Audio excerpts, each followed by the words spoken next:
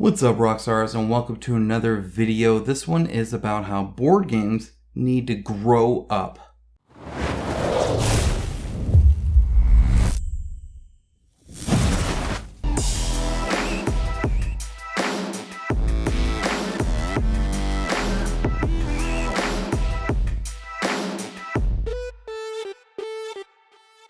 Thank you to my channel sponsor Into the AM. As a company that believes hard work and a great product is a proper way to conduct business, I am delighted to have them as part of the channel. They have some of the coolest graphic t-shirts around and an absolute best fit and feel that has continually exceeded my expectations. With new shirts arriving all the time and other products like boxers, hats, and even a monthly shirt club, I wholeheartedly recommend them to you. Check out the link in my description of this video for an exclusive 10% off everything they sell. As always, a huge shout out to my patrons and YouTube members for their financial support. There is a link down below in the description to that. If you would like to donate, you also get access to a hop-in Discord, to exclusive videos, audio updates, all sorts of stuff there for you guys to enjoy. As my thanks to you for your wonderful support. Month in and month out, you guys are awesome. Thank you so much. And also a huge shout out to my sponsor of today's video, Skillshare. Skillshare has been with the channel for quite some time now. You guys have enjoyed it just as much as I have when it comes to having it as a great resource. And for the first 1,000 people to click the link in the description below or pinned in the comments section, you will get a 1-month free premium trial membership to Skillshare. Trust me, there is a ton of stuff there for you to enjoy within that month and beyond. One thing I did recently that I thought was a lot of fun. I typically share some stuff that I'm like going through or looking for, but there's actually other stuff I look at. Like, for instance, this one is origami folded fox. Now, I know. You're like, oh my gosh, this is so stupid. Why would you share this? I did this for my daughter. My daughter loves foxes, and she recently did a little origami thing, and it got me thinking, like, I bet there's something on Skillshare to kind of like nurture that love of the two things. And sure enough, searched origami, bam, folding a fox. But it's even cooler than that, because this one was actually kind of neat. And she actually did some stop motion stuff, but she, in video, not just like the instructions that you look at, like explains, here's how to fold it, here's how to like make the edges crisp, here's, you know, why you're folding it this way, what the fold is called, stuff like that. And then actually talks about, you know, being able to do some stop motion stuff with them as well. And so I got this for my daughter so that she could watch this and not only make little tiny foxes that she's going to love to do, but she might even be interested in kind of doing the whole animation thing as well, in which case, well, there you go. There's plenty of more videos on Skillshare for that, and she'll get hours and hours of content out of it, and it'll just be a lot of fun. So it's something I could do with my kids, and there's tons of stuff, whether it's drawing. My son's into drawing. That'll be the next thing I actually search for, is a video or 2 or 3 for him on how to draw various things. He'll get a kick out of that. Anything you could want to do with your kids, especially craft-wise, hobby-wise, you can find on Skillshare. I highly recommend it. It's a great resource, especially if you have a family, and or if you're just trying to learn a new skill yourself. If you're interested in origami, here you go. This was by Tortor, which is a cool name, Smith. She did a great job explaining it all. It was really, really nice. And again, there's a link down below in the description and pinned in the comments for Skillshare. Thank you so much for sponsoring, and I hope you guys enjoy your 1-month premium trial membership there. Make good use of it. With that out of the way, let's go ahead and get into today's content. Now, I'm going to show some stuff here, and I'm purposely only doing video games, and I'm talking and kind of making comparisons there. The reason being, because I could do, music, I could do movies, I could do other forms of entertainment, or I could just do other art forms and expressions and ways we express ourselves, like poems and stuff like that, short stories, whatever it might be. I did video games because they are also interactive. In other words, you are doing the action. I feel a lot of times, like, it's easy to make a movie about, oppression or something like that. But when you make it a game, first of all, you're the one doing it, and you're supposed to be having fun. And when you have those two things, people are like, well, you shouldn't have fun while doing that, and you shouldn't be doing that yourself anyway, right? You're doing the one doing the actions. That's why I went to video games for that purpose. And I'm only sharing 4 examples. And the reason I'm only sharing 4 examples is because I want to inundate. I could go on for a long time and keep picking examples, but I don't want to. I want to kind of touch a few different points, a few different ways or methods that the video game industry has been able to just act in a more mature manner. And so before I get into those examples, I want to kind of preface it with, here's what I'm talking about. Here's where when I say board games, as in the board game industry needs to grow up, I don't mean grow up as in don't make kid games. No, that's dumb. Actually, you should make children's games, especially that's a very noble thing to do. Actually, I think to nurture the upcoming generation, to back more Kickstarters when they grow up. What I mean is, okay, so there's a few stages, I think, in any industry. And the video game industry has gone through this. Movies, everything kind of goes through this, right? Where you start out with just like kids junk, right? And that was like video games. It was this kids stuff. And then you get to the point where you're kind of in like, and that's like the kid stage of that industry. And you get to kind of like the teen years, and the teens really think they're mature, and they think they're mature by being immature. Like, oh, I can say the F word all the time. I'm so mature, right? You think like stuff like South Park, right? Is the kind of like oh yeah, it's edgy and mature, but the mature rating there really kind of actually means immature in a way. And nothing against immaturity. I think immaturity can be hilarious, and there's a time and place for it. But I don't pretend to think that it's mature, right? Not in the actual mature sense of like an adult acting maturely, if that makes sense, versus mature content for adults to be able to laugh over or whatever. So there's that, and then there's the actual kind of like maturity. You can think like, okay, I've already had my midlife crisis. Like I've gained a little bit of weight. I got some kids, and now my main concern is this philosophical thing or this political thing or this whatever. Right? Another year, I'm not some brash college 20-year-old guy anymore or whatever it might be. Right? And so like you kind of like have this trajectory where it's like no maturity, perceived maturity. Right, if that makes sense.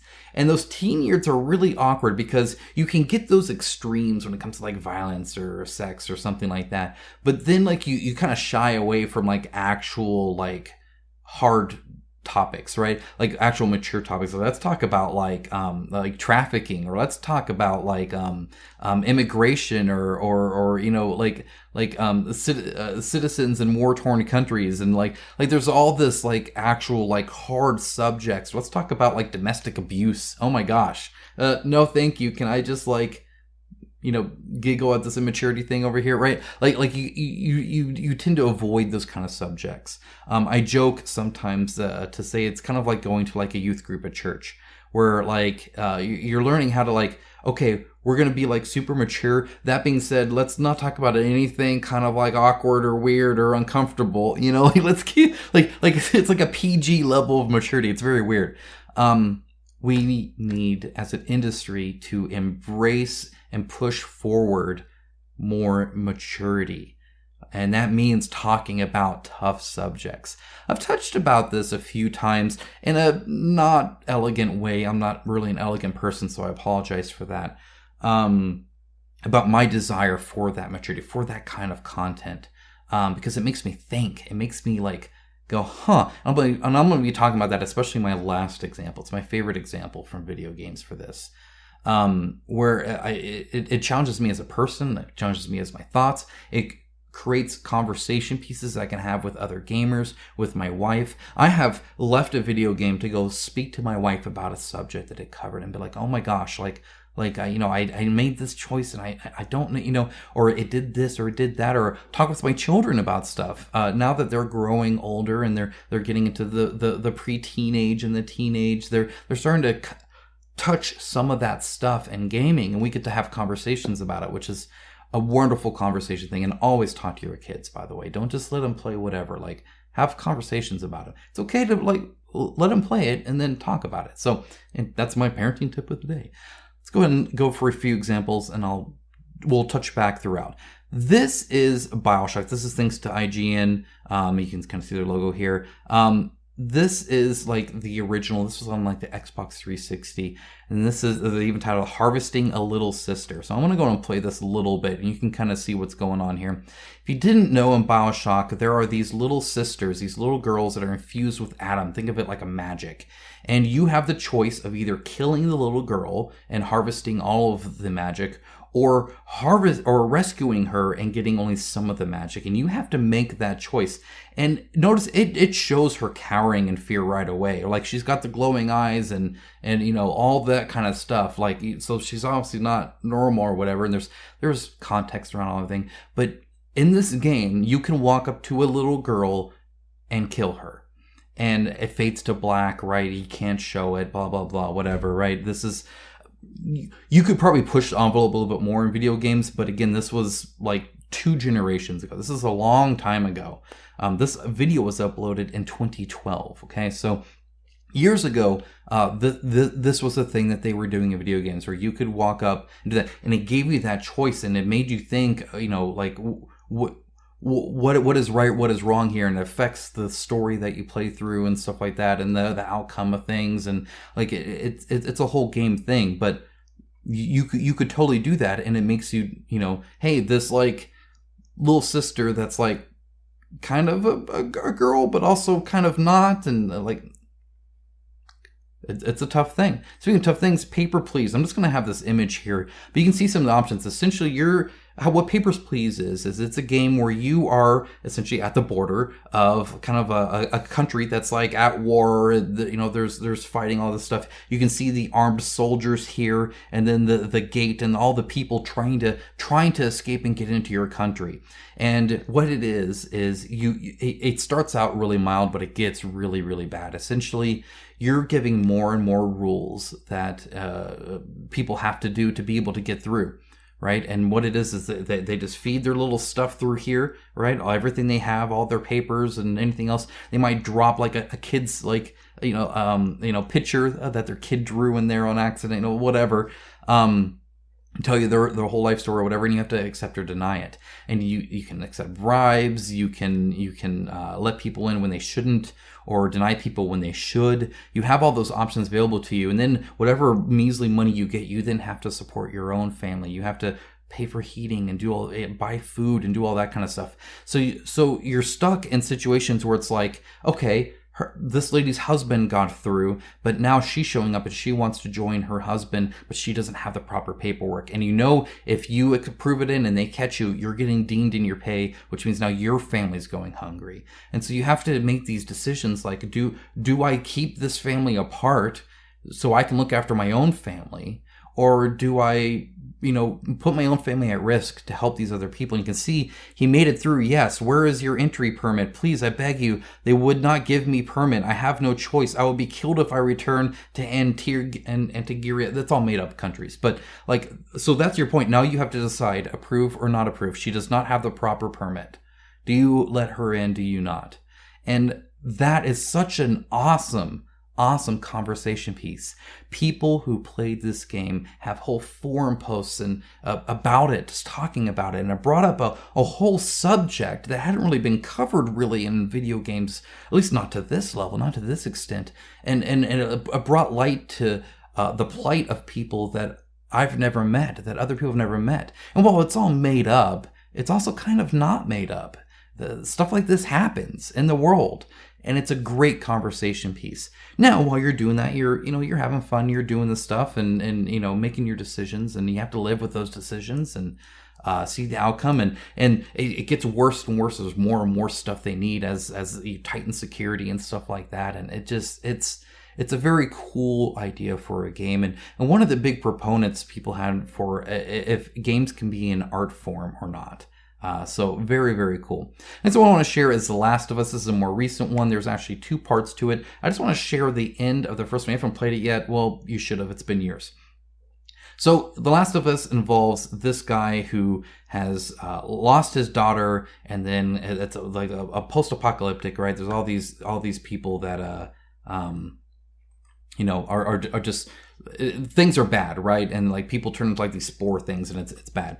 This girl might have a cure. She can't get infected. And so he's on a journey to kind of take her begrudgingly at first to the what's left of like the CDC essentially that can hopefully figure out what makes her tick so that they can, save the world essentially. And you get to the very end and then you find out that actually she hasn't been the first one. They haven't been able to find a cure, and gathering all the tissue and stuff that they need, they're going to have to kill her. And then you actually go and you kill the scientists and save her. And so these scientists were trying to do that. And then at the end, she's like, well, what happened? And, and they're like, oh, yeah, no, that it didn't work out or whatever. So not only are you killing these innocent scientists, but then the whole second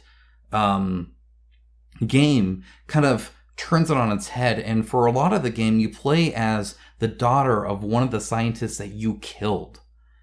And she hates this girl. And you're at that conflict where you're like, well, now I've done this violence and I felt like I had a good reason for it, but it affected this other people in this way. And how do I even feel about that? How am I going to react to that? How are they going to react to that?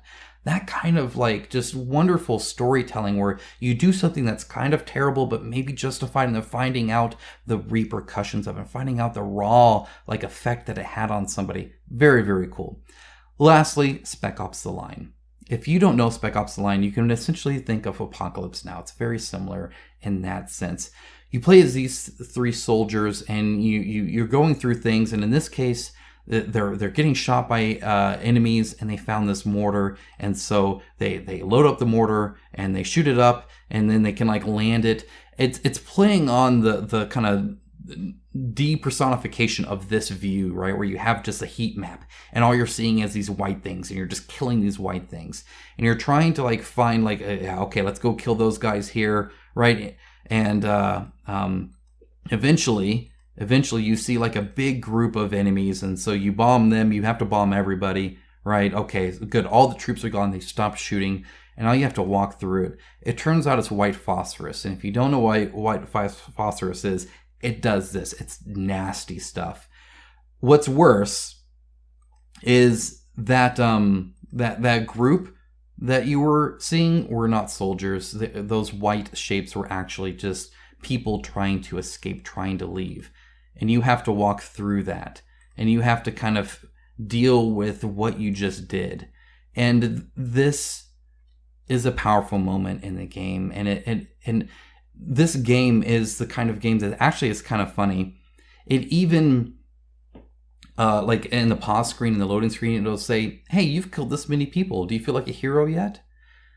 You're playing the game and you're having fun and you're shooting bad guys, and all this stuff. And the game is actively kind of attacking you for it. It's not even like passive aggressive about it. It's like, so what does it feel like to be a murderer? Right? It's like literally like one of the things it'll say in the loading screen as it slowly reveals that you're actually you're in the story, you're a soldier, but you want to be this hero, you want to be this thing, and it's twisted how you've seen things to where now like you're like it just twists your mind. And again, it makes a lot more sense if you've seen Apocalypse Now, right? Okay, it really does. But because there's even like this commander that went AWOL and whatever. Okay, so the point is that it's taking something fun like a game and having you do the actions in the game and actively not necessarily preaching to you, but really pushing that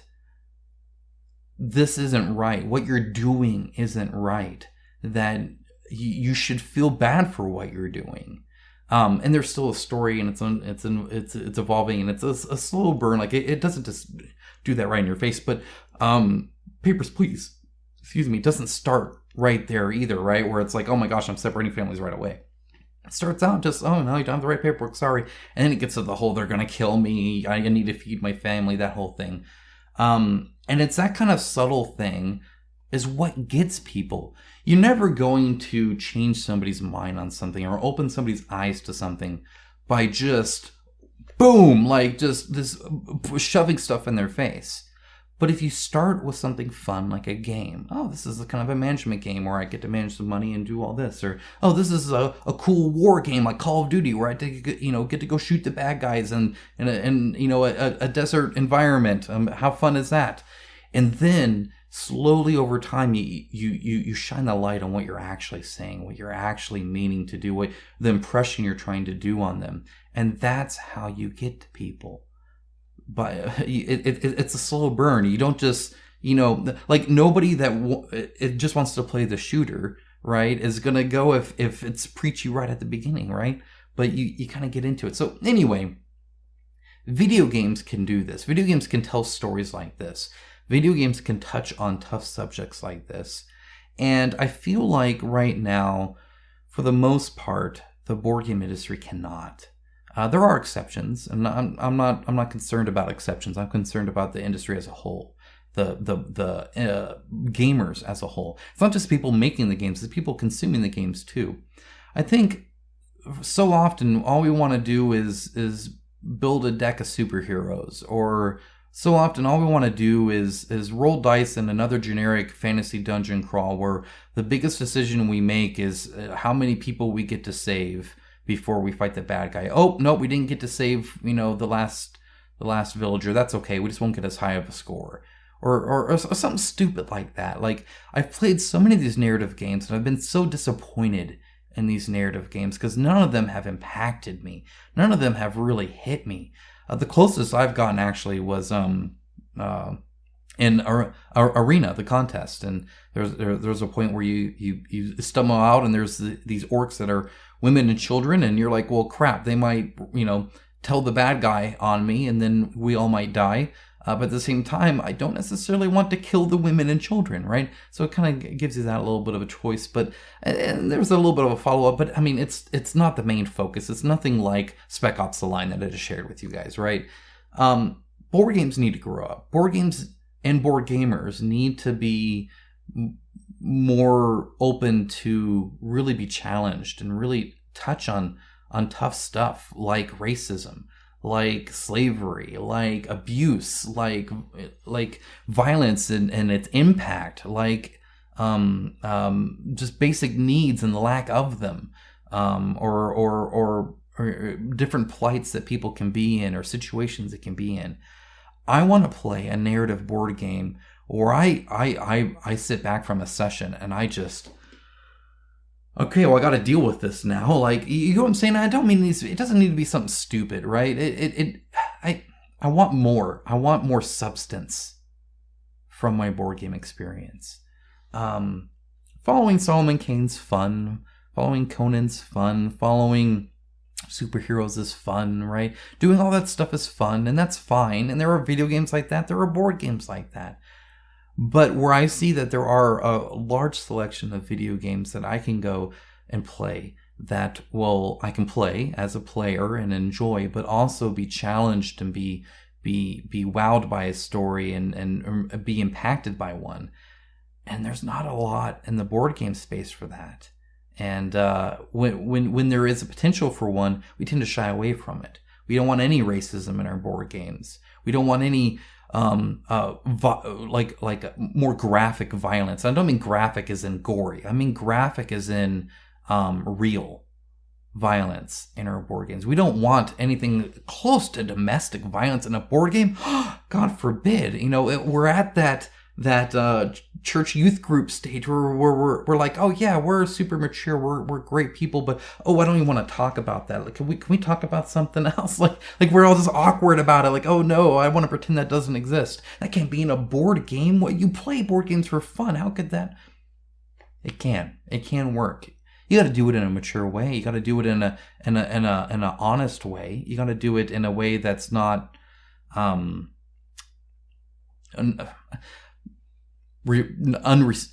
disrespectful of what it is you're talking about. But you certainly can. You can create a world where there is racism. You can make a board game where you can be racist. But you gotta realize what you're doing there, right? Just like I could play a video game where I shoot and kill civilians, but then it needs to talk about that, and I love that it does. I love that it something like that takes the war game that we're so used to and turns it on its head. I love that there's stuff where I can explore different socioeconomic issues that are actually touched on. And I don't know any socioeconomic issues that are touched on by most of the board games out there. So anyway, I would love the industry, and especially the players, to grow up a little bit and be okay with some stuff for adults, or some stuff that would be a great talking point with perhaps your family. I think I have several shelves that I could love to dedicate to games that I could play through and then have a conversation afterwards about. And not just about, oh, remember when you did this cool thing, or you did that? That's so shallow. It's fun, but it's a flight of fancy, and then it's gone. It doesn't stick with me. I want something to stick with me. So if you're thinking of making a board game like that, please let me know. If you are against something like that, please let me know. I'd love to hear why and have a civil conversation with you. If you think we should, well, maybe we should. But that also means we should be mature about it too, and be okay with making stuff that touches on some tough things that might have some tough things in it. So anyway, that's it. That's what I wanted to share. I don't know how important that is to you guys, but as somebody who tracks the industry and its trajectory, I want to help guide it as best I can. What I think would further the industry and further legitimatize. It's late. Make the industry better and more available to people that might not be interested in something silly like, fighting goblins or something like that. All right, that's it. That's all I had. Take care, guys. And again, remember, there is that link down below to Skillshare. Go ahead and show them some support as they show this channel some support. Talk to you guys again very, very soon. Bye, guys.